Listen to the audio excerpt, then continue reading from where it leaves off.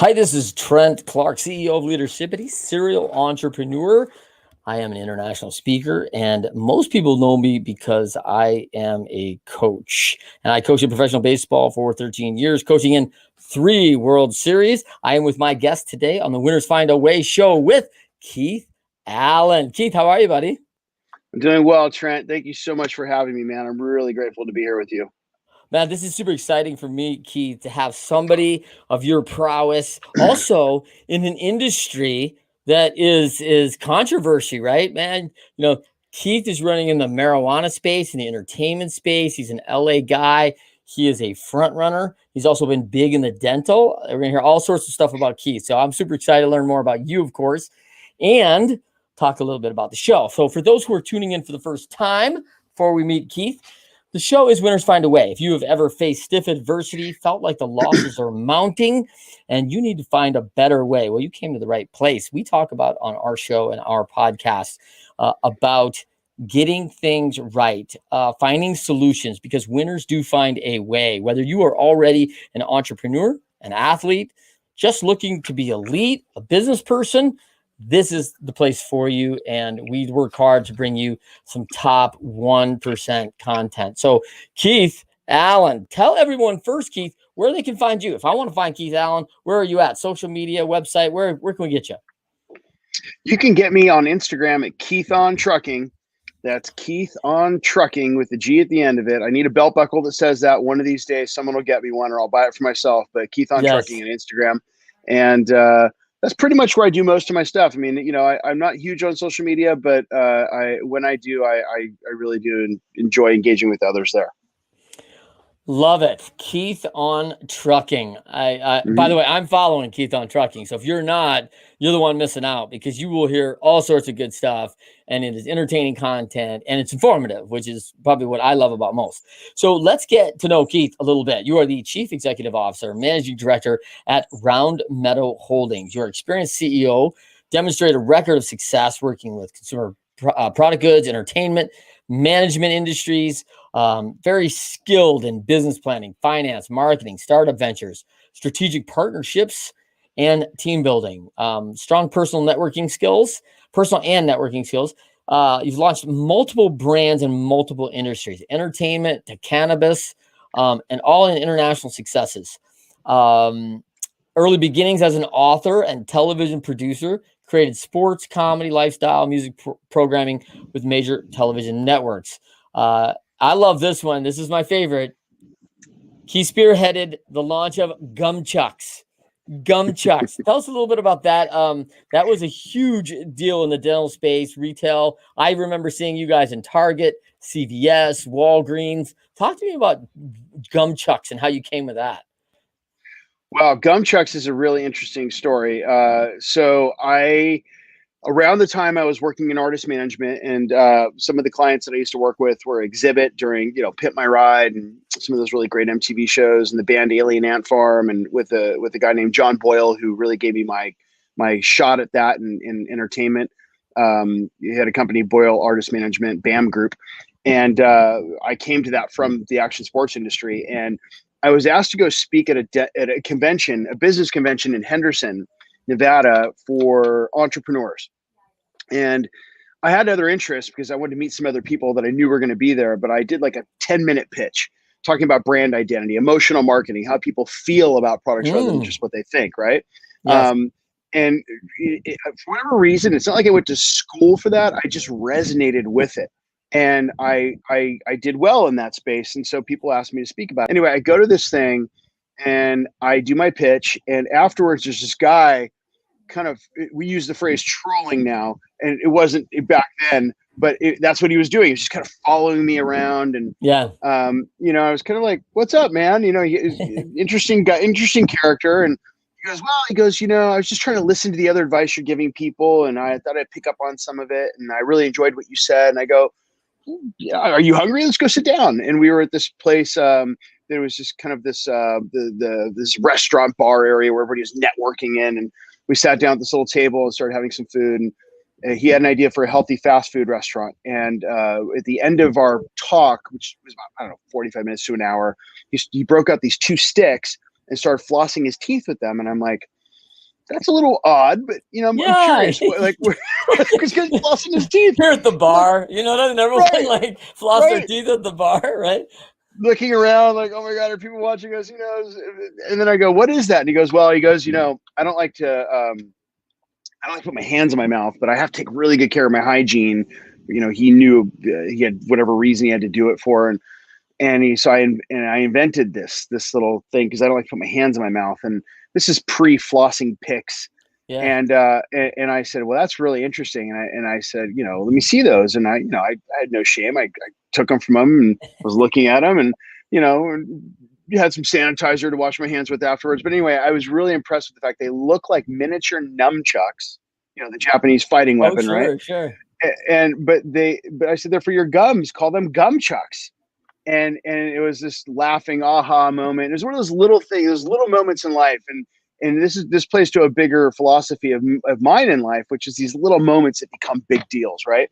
Yeah. And that was one of those moments, and I couldn't stop thinking about this, and that just this experience I had with this guy. It was really kooky, and I think it was like $6,000 a head to get into this thing, and he kind of snuck into it and was living in his van in the parking lot. Like, this wasn't a guy that had a lot of money or business Yeah. experience or anything. He just had this cool idea. Anyway, long story short, I call him up 2 weeks later and I go, dude, I can't stop thinking about this. And because I was in entertainment, I had some friends at DreamWorks and illustrators. And I came up with this whole idea for a cartoon series called Tonsiltown. Takes place in the mouth of an international super spy traveling around the world eating exotic foods, and characters like Count Placula, Ninja Vitus, Yeah. This the has got you up at night. philosopher. This has Oh got you no, up at night, man. oh yeah, it kept me going. And I created, and so I go to these artists and I had them create these cartoon characters that were just DreamWorks worthy. I mean, they were just incredible looking characters, and we created trading cards for them, and they had bios on the back that were all kind of puns and fun on the play of Tonsiltown and gum chucks.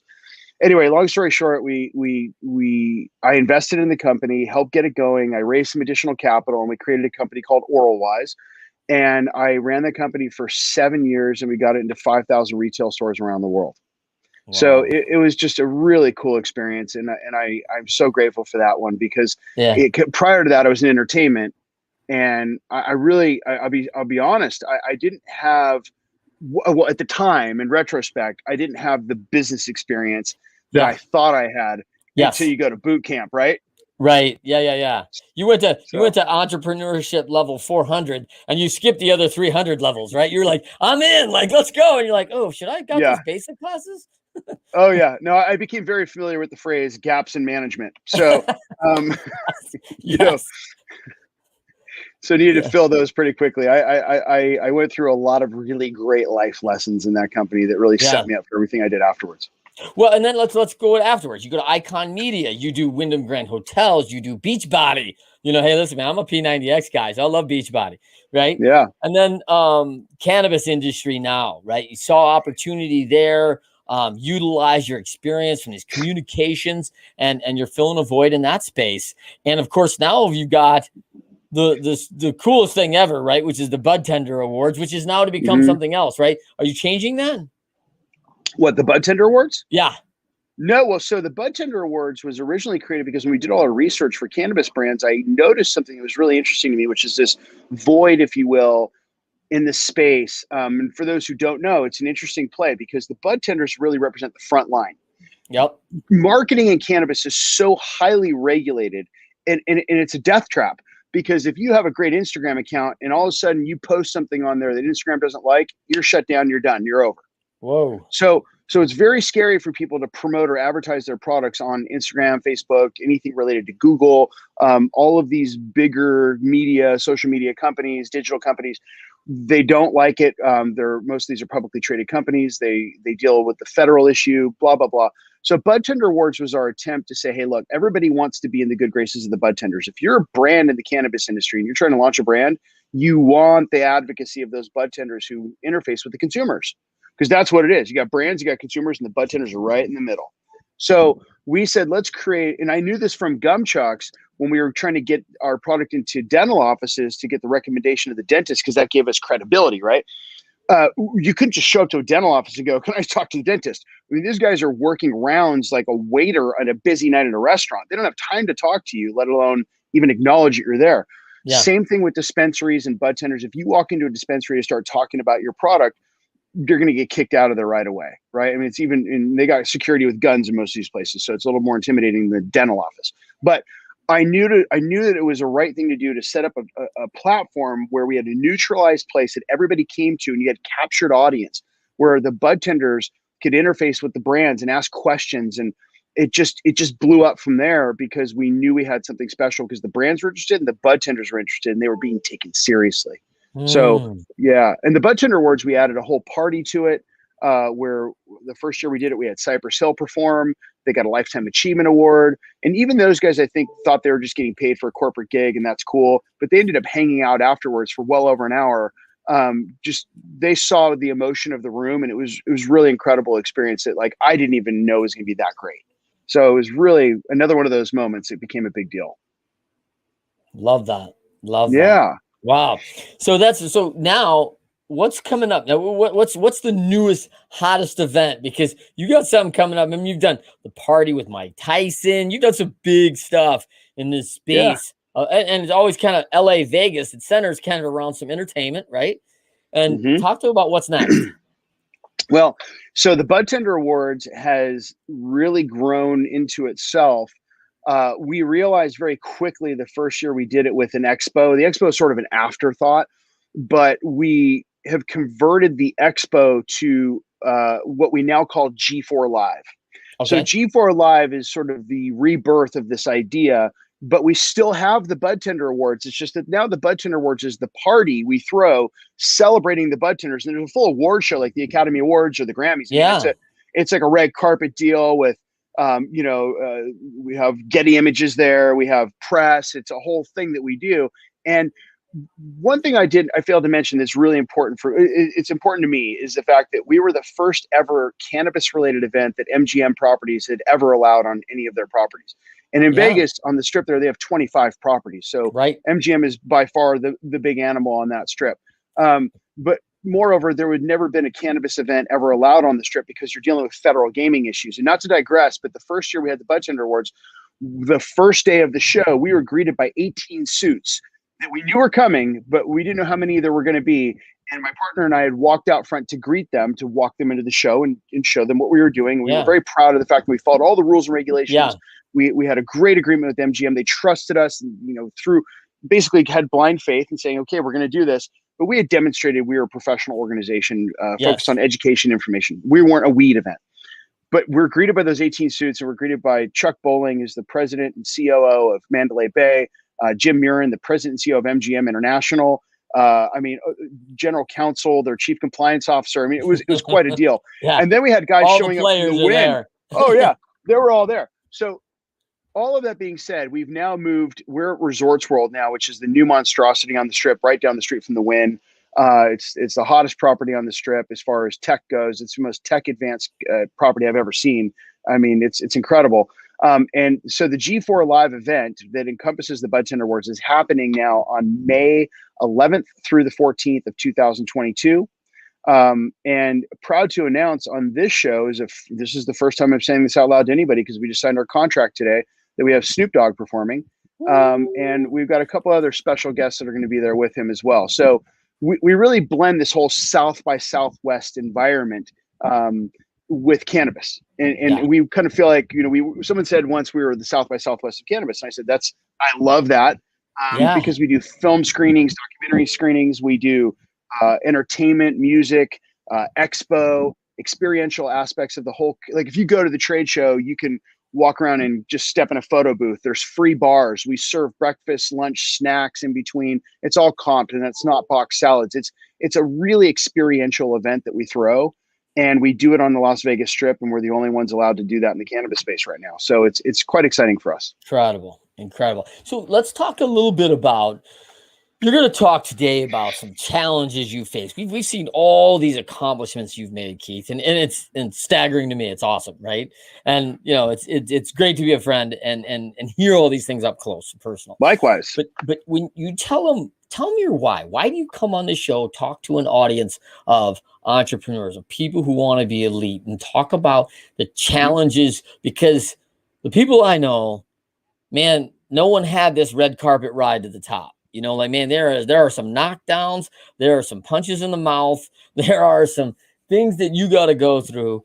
And you know, I always hear that, hey, you're going through hell, you got to go through it, right? Like, you don't go around it, you go through it. So tell me why you come on a show and talk about some of those things. Well, as I heard you saying all that, and I know earlier we were talking about a quote, and I'm not trying to give my quote right now, but I'll say this. You know, I always said if I wrote a business book, the title of that book would be "Don't Look Down." Mm. And the reason why I say that is because it references something that everybody can relate to, is being in that moment where you're a little nervous or scared because you're climbing something, right? And Yeah. it just don't look down, just look up, just keep Yeah. moving, right? Stay I focused. understand, you're right. I understand all too well the challenges of every entrepreneur because I too myself have been through those challenges. I've had tremendous failures in the past, so much so that it literally has brought me to actual tears, like where it's just like, what am I doing with my life? Comparing myself to others, all the self-doubt, all the Yes. things that really make you feel like crap, right? And I just know that feeling intimately well. And I have what I like to say is that I'll come on a show like this and talk to people because if you're someone who's going through those challenges, or even someone that's been through them that now relates to the other side of the story, the whole idea about the only way you lose is if you quit, and you got to keep going, and you got to take advice from people that, even if it's a mentor for a day, like if there's something you hear me say today, but you don't remember it in a year from now, that's okay.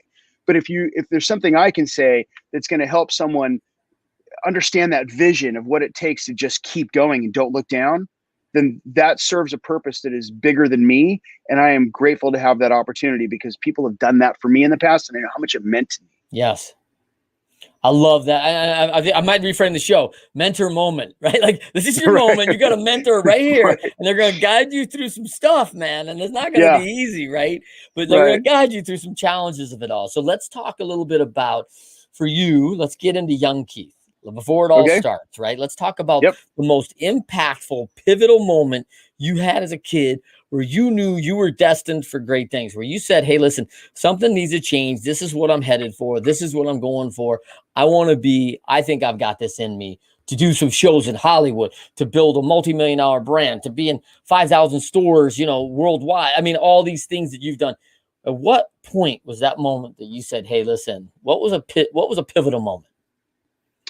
Well, it's interesting you asked that question because I hadn't thought of it before like that. And I go back to a moment when I was in ninth grade. No, actually, I'll go back even further. I remember being in second grade, walking home from school, trying not to step in the cracks, you know, playing that game, Yeah, right? yeah, yeah, And and I remember seeing this limo drive by me and going, how can I get a limo? And I don't know what a second grader was doing, thinking about getting a limo, but I didn't want to walk to school anymore.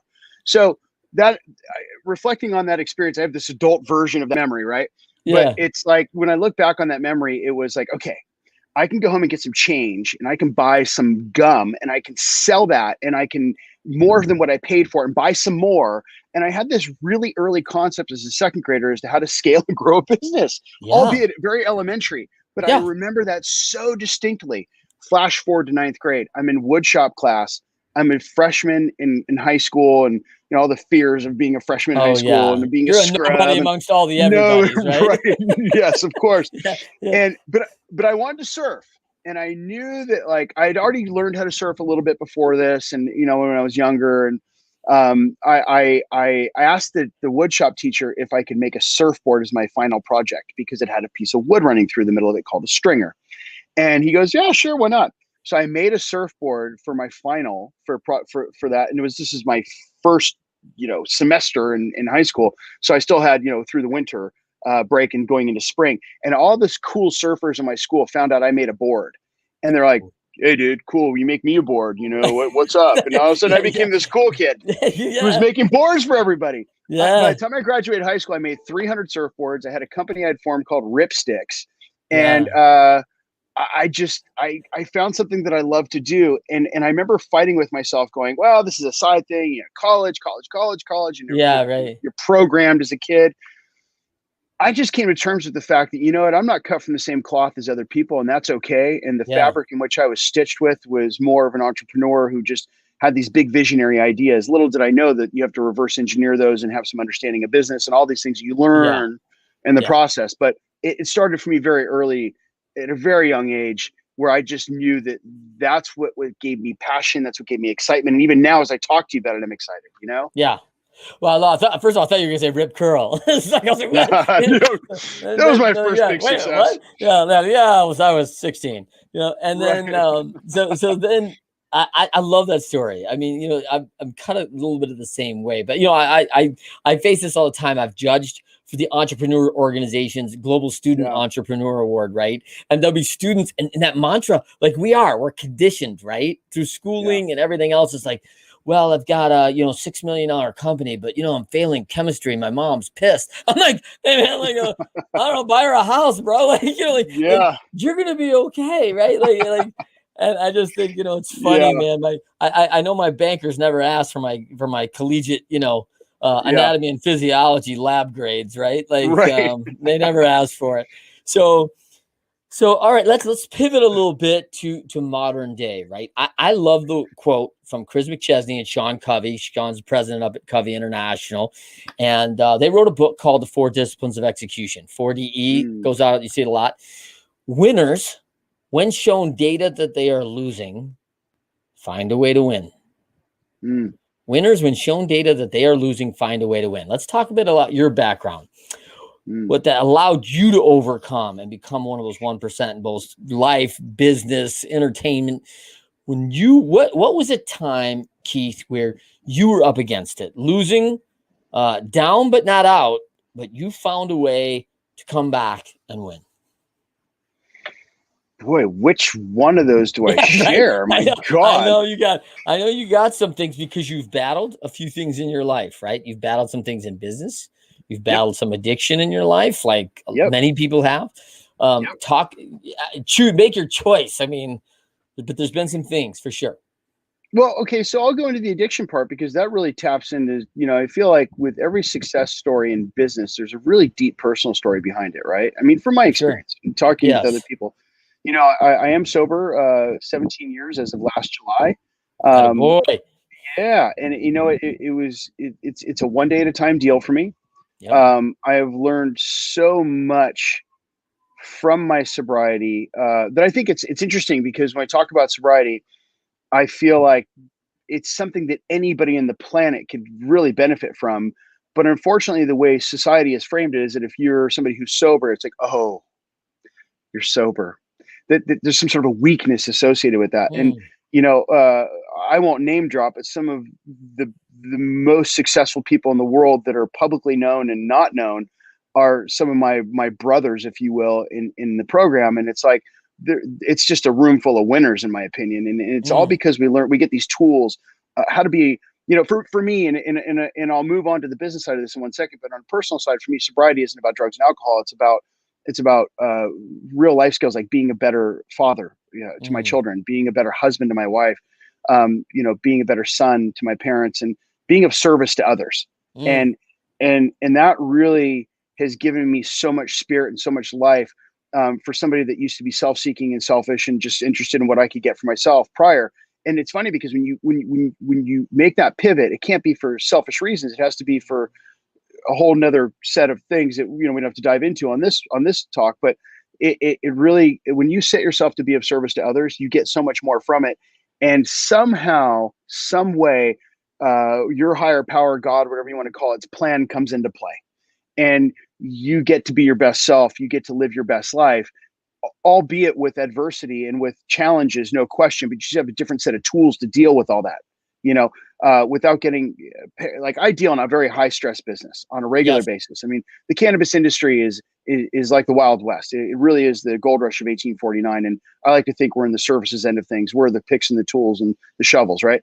But there's so much shifting sand in that space that on one day it can seem like the whole world is crashing down. And for whatever reason in my life, I've gained the tools to just not go to reaction. In fact, a big philosophy of mine is to not be reactive, to rather be responsive. Take the time to be thoughtful of a situation and Yes. analyze it a little bit more than maybe the average person would. But those are the tools that I have that have given me the ability to come back from adversity in any situation, whether it be personal or professional. And I'm Mm. grateful for those tools. I love it. We've talked a little bit about this, but like I really like this, and you know when I think about, you described it, I just feel like, a person who goes out and I'm armed with the tool belt, right? Like I'm ready to Hmm. go to work and like, hey, we need to measure this, like boom, tape measure, boom. Hey, we need to hammer that key, boom, hammer. Like we go to Yeah, the tool belt.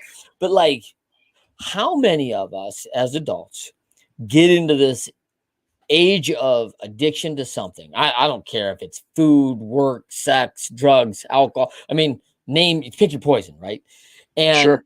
and we look down and we go, hey, hey, Keith, man, you got any tools? Because I ain't got no tools, bro. like I'm sitting here and I don't have anything, right? And Yeah. so, man, and if I leave you, and you're my only like lifeline, and like it turns out you can't be with me 24/7, like all of a sudden I'm without tools, right? So how come we're not developing that? How come we're not bringing that along to kids and schools and education?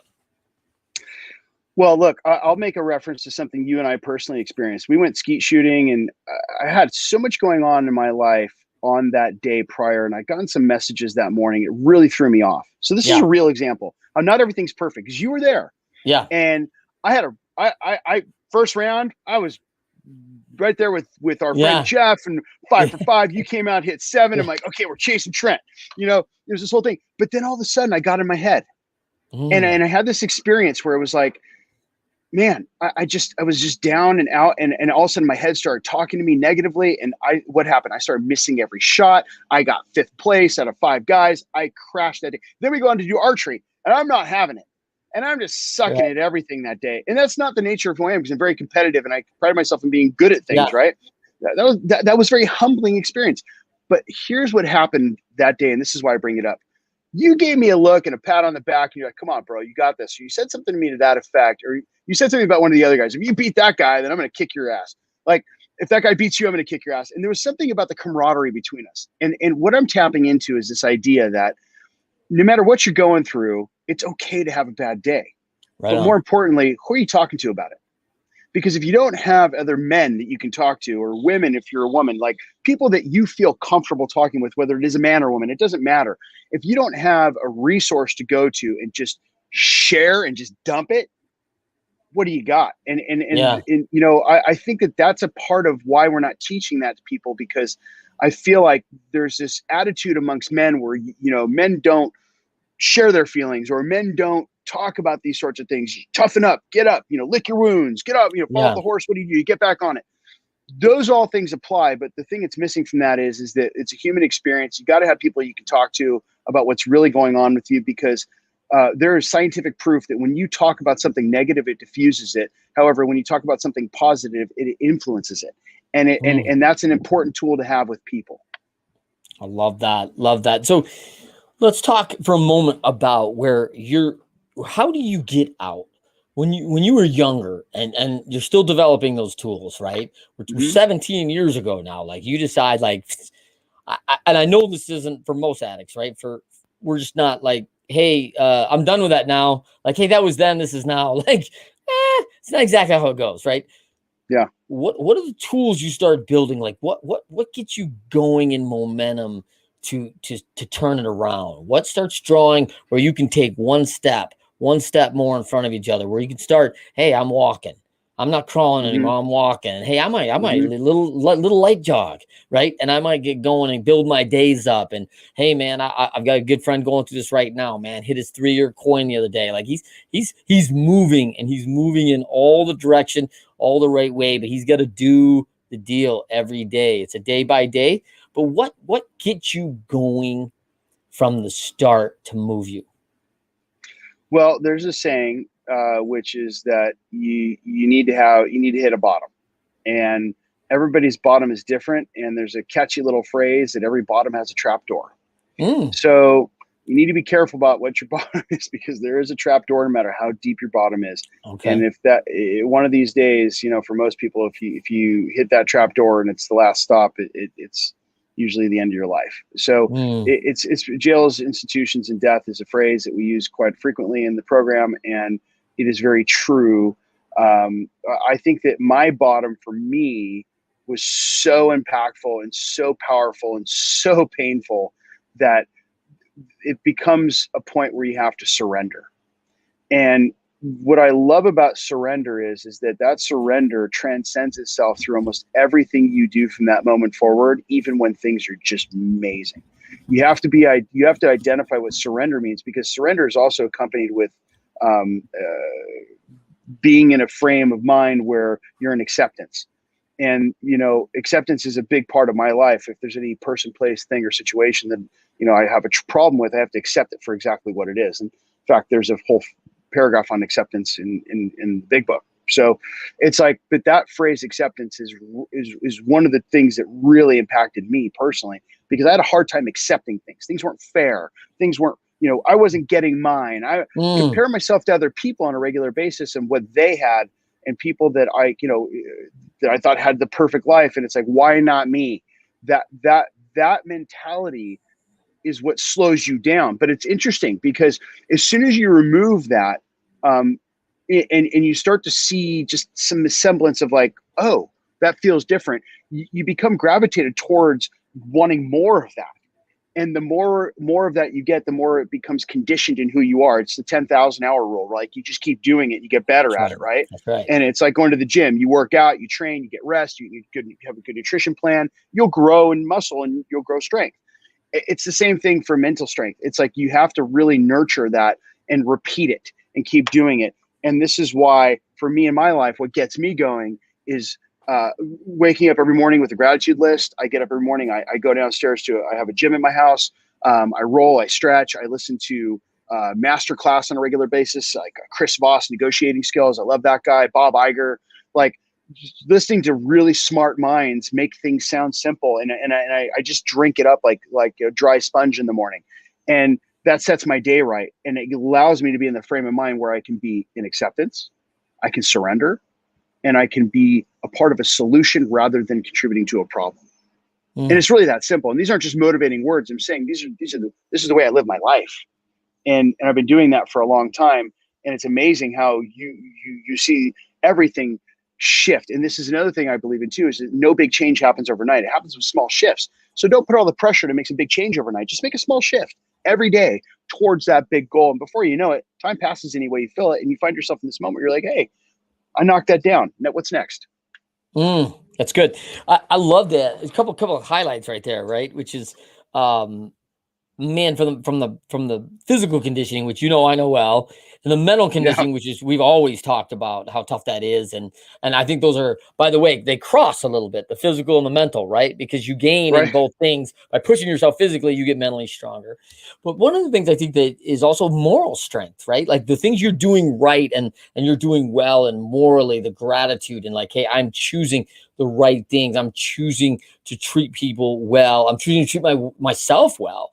And making ethical and high quality decisions, and whether you're involved with higher power, like following those guidelines, and man, all of a sudden it's like you said, it's day by day. It starts picking up momentum. It's the little things, and I love Gates's quote that says, "Hey, people overestimate what they can do in a year, but they highly underestimate what they can do in 10, because you start building up the days." We have a saying a lot, this day for that day, right? And I hear that a lot in sports, but it's this day for that day. And so, a lot of people say, hey, what is that day? Well, for me, like that day was the college scholarship, right? And I'm like, man, so over the next 4 years of high school, well, you start talking about 1,500 days, right? Like there's going to be a lot of this days to get to that day when that coach says, hey, I want you on my team. We're willing to offer you a scholarship. We'll help pay for education. There's that, and like that day. And then it's a reset. Now I got to get a pro contract for that day. So what do I got to do? Hey, next 3 years is lifting, training, conditioning, mentally, physically, getting inside, meeting wise people that are going to mentor me and help me get me where I want to go. And it's, hey, there's a lot of this day for that day, right? So let's pivot a little bit to you developing the entertainment. You're an Icon Media. You got all these things going. What do you think? You fall in that 1% category, earnings, all those things. LA, you've made it in a lot of ways, and everyone can, put on what they mean, what made it means.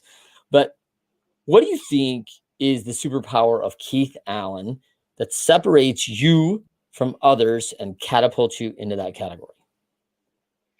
Wow, that's a tough question to answer, because I don't consider myself to be really different than anyone else. I just think I have a set of skills that I've acquired over a number of years that have made me a little bit more present in the moment and able to identify opportunity in a different sort of way than I used to when I was having a different result, right?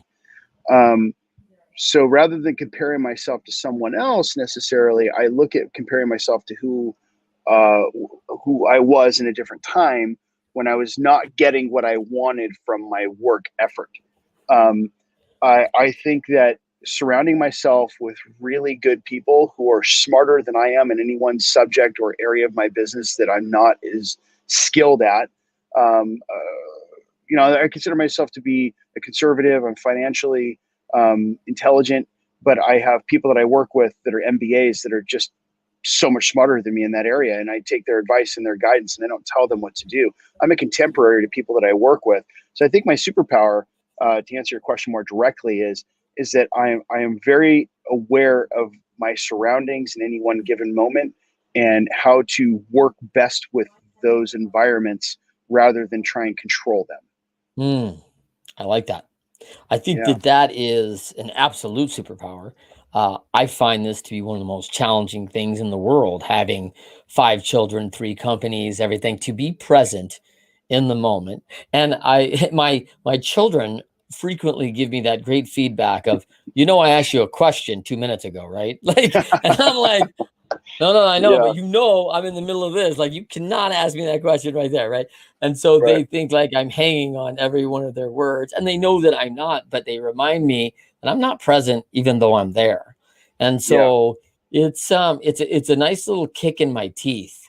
I'll tell you, to be honest, because it hurts my heart a little bit when they do it. And listen, they're justified, right? They're not wrong. And Mm-hmm. so, but it kicks me in the teeth a little bit, and it makes me want to be better.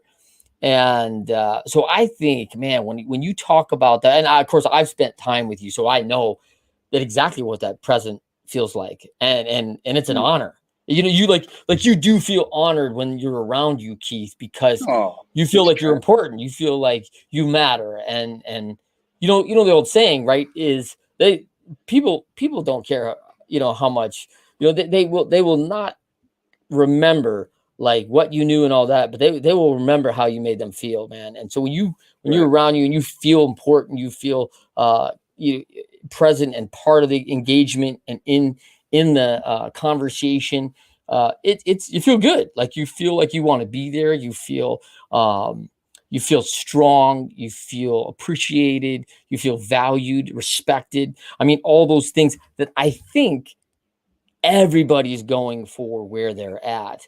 And part of the reason I think we're missing that and helping people feel that way is because we're caught up in our own stuff, right? We're caught up in not the present, but the depression of the past or the anxiety of the future, right? Oh So yeah. Well, I was just going to say the two things that will rock my world is fear.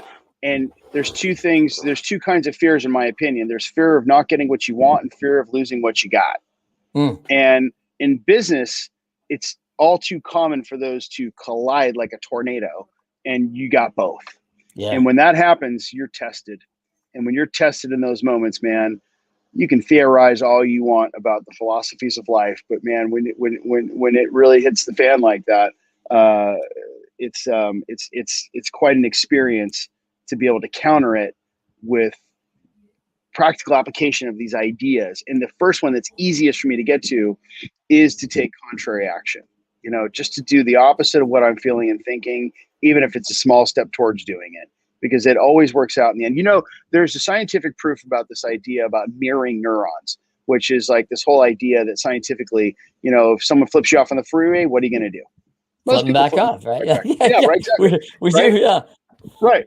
So it's interesting because when I'm around other people that seem like they're stressed or there's a situation going on, I like to use, and this isn't my language. This is this guy, Chris Voss, who I just love listening to this guy talk. He's one of the FBI lead negotiators in the world and talks about how to negotiate in business using these tactics he used for terrorists. Right.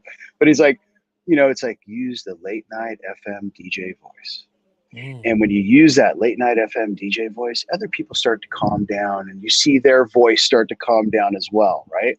And it's like these mirroring neurons. So if you're aware of that in any given moment, you could almost talk yourself out of the tree by using the late night FM DJ voice. Yeah. It's just these little crazy tools. And if they connect with you, great. If they don't, find some that do. Yeah. I can identify with that. I can remember coming out of baseball games, and I always found when I was in whatever town, ball games, you get amped up. You get all these things going, and then you got to go home and you got to go sleep, right? You're all amped up to this. Right. And so people end up choosing downers, right? Alcohol, things that they can bring them down because you're too high and you got to get down. And so, I'm an exercise guy. I'm worked up and I'm a health nut, right? So I just want to, by the end of the time, I'm cashed, right? But I also got to go home with the right mentality. So I would listen to the jazz station, and the guy would get on, KYOT, Coyote, He's just like, and it was like, man, and I'm listening to smooth jazz, and my mind is going to a state of relaxation. It's like, I don't need this amp. I'm going to just settle down. And I just thought like how valuable that was to me at that time, because you're going back home where it's not a highly competitive, got to win environment. Let's do this, go to the mattresses to win it, to win. And so it was critical. And so, again, another tool that we're trying to put into our belt, right? Let's flip over to looking back. I mean, I see this addiction as, somewhat of a massive value in your production today because of how you've learned to navigate the present, right? But knowing what you know now, what would you have done something differently?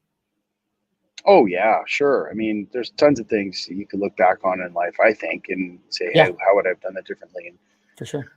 But I don't.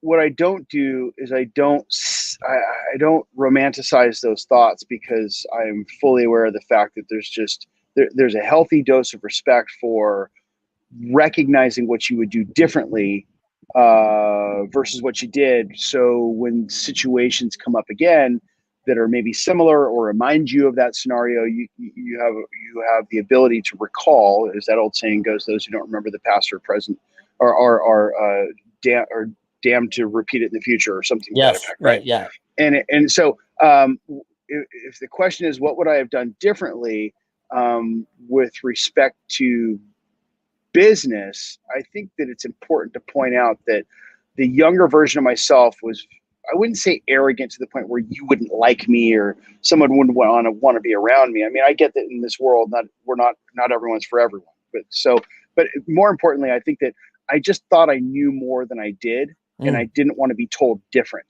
And that is one of the biggest handicaps of any entrepreneur I've ever come across in any situation, is when their ego gets involved because they don't want something taken. Back to the fear, losing what you got, not getting what you want.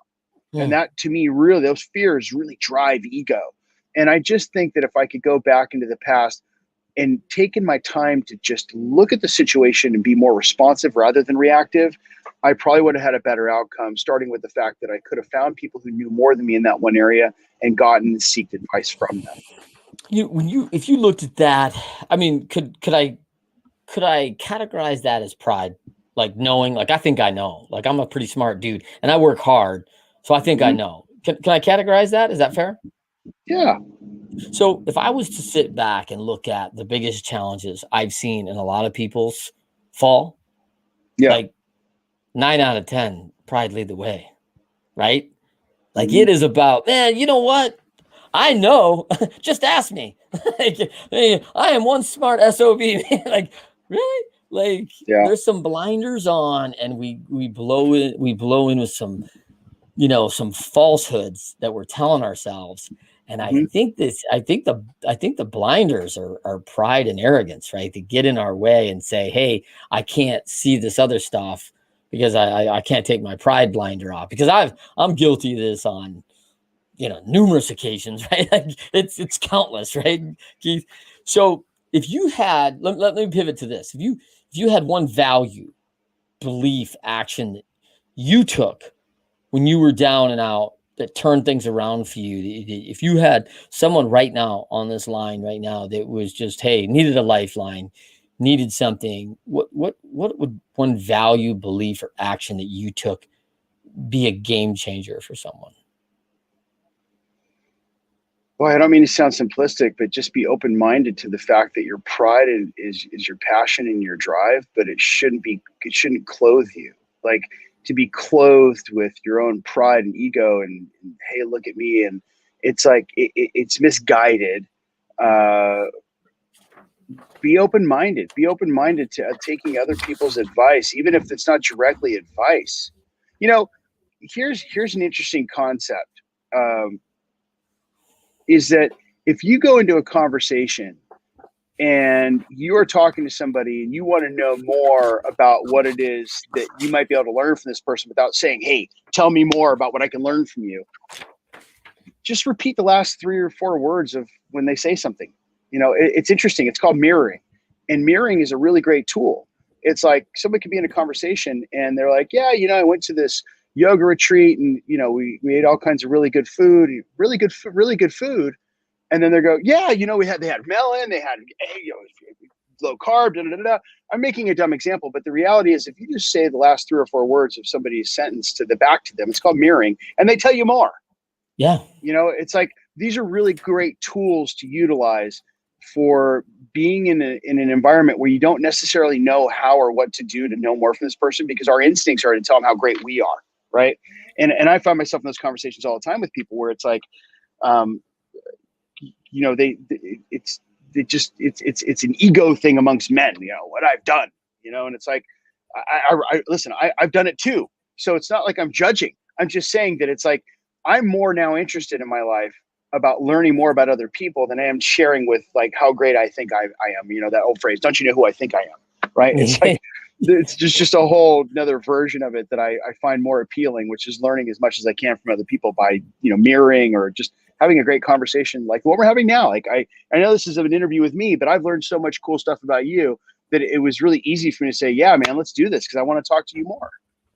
Well, and I love that. We use that all the time. Like, hey, Keith, tell me more about how I would mirror actions with my wife to engage higher conversation. Right? Like, tell me more about how I can be more present in my day-to-day activity. Tell me more. And listen, you got those answers, right? And you're deep into that. And it instantly sets us off. And then it's the next thing. Oh, tell me more how I would carry my body language like that. Tell me more how I should, be present in that. Tell me more about eye contact and how I should, and you've got those answers. And man, I love that question. I love that mirror of repeat the last 3 things. I think that's so simplistic. And I'm going to add that to our arsenal in the, hey, tell me more and pick those last 3 things that you just heard, because they want to tell you more about, and there's a deeper dive there if you're willing to go and listen. Yeah. Well, and remember earlier in our conversation, I was saying to you, there's scientific fact that when you, so like mirroring and labeling, right? And this is, by the way, this is all this Chris Voss stuff that I love. And I don't know why I tapped into Chris today, but it's this great stuff that applies to our conversation. So labeling is like, if someone says to you, if they're expressing themselves and they're really frustrated about something, it sounds like you're really passionate about this. It sounds like, feels like, looks like. And it's proven that if you are to call someone out on something that they're experiencing that's negative, that it diffuses their negative feelings when you say that to them, because they talk about it and it diffuses it. However, it is scientifically proven that if it sounds like you're really passionate about helping people, well, yeah, I love helping people. It makes me feel really good inside. All of a sudden, it just increases the positivity. So mirroring and labeling is a really great tool. You can go and have a conversation with somebody and mirror and label them the whole time. They'll know nothing about you, but you can tell them everything about them because you just mirrored and labeled them the whole time. And now you became the most interesting person in the world. These are great tools for communications, but I find these tools to be helpful to me because there's always some nugget that I get from having a conversation with somebody that I want to know more about, that inspires me or reinforces something about what I'm doing that makes me better at it. So it's a little self-serving in some ways, but it also, I think, creates the platform for a great relationship. Awesome. Let's go to this question. You've had a lot of success. You've won a lot, right? What's the best battle that you've conquered in your lifetime? Well, it'd have to be addiction, and it's not over. It's a daily reprieve. I mean, it's a daily deal for me. I don't crave drugs and alcohol anymore in my life, but like I said earlier, it's not about that. That's the biggest battle I've overcome personally. Professionally, I had a gum chucks experience that when I built gum chucks up to a point where we had brought in, investment capital, I had brought on some team members who knew more than me on the finance side of things. Somebody who was a professional CFO. Actually, I think I was a turnaround. He would go into companies and he was a CEO who would turn companies around. And he had a CFO background. This is usually financially driven CEOs, right? And he and I got into a little bit of a tiff on some stuff. It just, our visions weren't aligned, and he didn't like the fact that I was so visionary. And anyway, long story short, there was a day that came in August of 2012 where I was called up by the board of directors, and they called a quorum, and I was fired from the company that I had started. And for no good reason, by the way. It was just really a takeover, someone trying to take over the company. And I really didn't have a word to say about this, but I was blindsided. Immediately after that call, I call up my attorney and I go rush over to his office, and he takes a look at the bylaws and he says, well, here's an option. And it says in there that any one shareholder can call a special meeting of the shareholders if they have 51% or more of the shareholders on board. So at that time, I didn't have 51%, but I just received a letter from our manufacturer saying, hey, I just got this news that you were fired. I don't know these other guys. I'm not going to work with them. I'm not shipping them product. And we were a month out from shipping our first product to a massive amount of orders that we'd received. And I took that letter and sent it to all the shareholders. And I got a proxy vote for 78% of all the shareholders to be able to call a special meeting of the shareholders. And I fired the board of directors and reinstated myself as president and chairman of the company and took it to great success. So that was a pretty gnarly battle to go through. Yeah. The other way, that's reading the fine print, bro. I mean, like, there's so many battles to fight, and man, that's a heck of a conquer. I will also tell you, on your first one, I know you're conquering that every day. You said it right from the beginning, right? You say, hey, I battle this every day. I wake up, I start again. I have you currently at 6,205 days conquered. It's pretty awesome, right? That's 6,205. Like, I don't know if you know or not, but I conquered this yesterday. Like, and that's 6.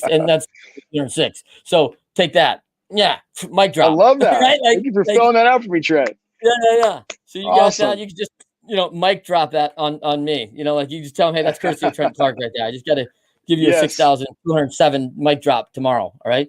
So that's right. I want to finish with a couple things, which is one. Sure. You because of this presence, you got a good read on people. You've worked with all these different industries from all different walks of life, right? And you got clients that you've served from, everything, right? The housewife to the 10, 12-year-old who, like, oh my gosh, you got to take care of your teeth, kid. Like, to anyone, high, low, old, all these things as we go across the spectrum of humanity. Right. So I'll ask you, because you're so present and you're aware, and I find that most people aren't self-aware even. And so when they look inside that mirror and you're looking at them, what do you think most people are missing about themselves in the mirror that they just don't see? Wow, that's a deep question. I believe that most people are, well, first of all, that's saying we're all going through something, but that's something underlined usually gives people self-doubt. Yeah. It gives them mental challenges about who they are and what their place in the world is. More specifically, if they're married, maybe their place with their spouse, even when things are going really well, temptation, their kids. Are they spending enough time with their kids? Are they qualifying that they need their own time for themselves because they earned it? Like, all of these self-doubts that people have on a daily basis, I think suffocates the possibility for self-promotion. And it really is a balance between being too prideful and being an ego, and being in self-doubt with self-talk that is diminishing. And I think that that's what most people are going through in this world, especially coming out of COVID and everything that's associated with being isolated and being in isolation. That isolation creates a lot of self-doubt in and of itself, but let alone when you're by yourself, or just with the people you're closest with in whatever scenario. That's the challenge, is getting through your own self-talk. Yeah, That's what I I believe. think I find it to be so common, and by the way, guilty, right? Like I've been there many a moon, right? Deep in the old Saturday Night Live Deep Thoughts by Jack Handy, right? Like Right, I'm right, back right. with Deep Thoughts by Trent Handy, like Right, I'm right, like right, going right. like, and they're not encouraging, they're not positive, they're not self-promoting, they're not those things that you just talked about in any way. So before we go to the last, I want to first thank you so much, Keith, for joining us. It's so awesome to have you on, man. I learned a lot. This is great. All sorts of different things. Listen, our pride, being open to, just an open mind, keeping that space, facing our fear, and being aware of what that fear is in us, mirroring and talking about like how important and valuable that is in our relationships, communication, how we do that, being present, of course, labeling, also a key item that I thought was really good, Yeah, and your daily conquer. Like I love that, the things you've conquered, and then always waking up at another day of conquer. I love that. Um, yeah. for those, before I go here, tell them where they can find you again, Keith. Keith on Trucking at Instagram. Yeah, you're also on leadership. You're also on LinkedIn. Yep, I'm on LinkedIn. Yep. And Got a picture of me in a suit. what's the main website? You in a suit? What's the main website? Well, I would say I would love to direct people to go check out budtenderawards.com Yep. or g4live.com. And it's literally the letter G, the number 4 live.com. And you get to see a little bit more about our event. We have Yeah. some other things around Meadow Holdings that we do. We have a whole data play that we aggregate all the data from the industry. We have a merchant services platform called Canopade, where we serve the dispensaries that want to use credit card for selling cannabis. We have some really cool services that Around Meadow Holdings offers, and I'm so incredibly grateful to be a part of such an amazing team. I mean, we have a World Series team driving this business, and I'm grateful to be just a part of that environment. That's awesome. And listen, G4, you heard it here first. Snoop Dogg will be at G4 in May. So, most of us are going to try to get there too, because, hey, if Snoop's going, why wouldn't I, right? And so G4 Live, you better get there in May. Give those dates again.